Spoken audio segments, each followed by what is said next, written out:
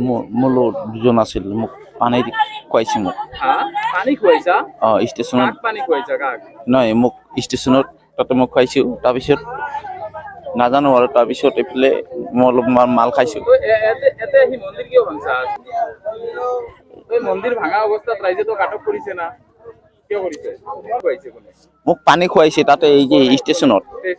তোৰ মুখত দেখোন হেৰি লাগি আছে মাটিবিলাক হা তোৰ নাম কি মোৰ নাম ৰাণা দাস ঘৰ ক'ত গোৱালপাৰা আগিয়ে গোৱালপাৰা আগিয়ে মই ইয়াত ভাড়া থাকোঁ মিলন নগৰত ভাড়াত থাকা মিলন নগৰত কোনখিনিত থাকা মিলন নগৰত কাৰ ঘৰত ভাড়াত থাকা মিলন নগৰ এইটো পৰাগ দাসৰ ঘৰত ভাড়াত থাকা এতে মন্দিৰ কিয় ভাঙছা চুৰ কৰিব আহিছিলে নেকি মোৰ লগত আৰু দুইজন আছিল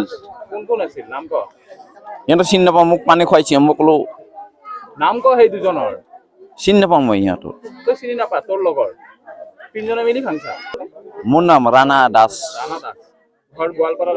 গোৱালপাৰা আগিয়া ইয়াত ভাড়া থাকোঁ মই মিলন নগৰত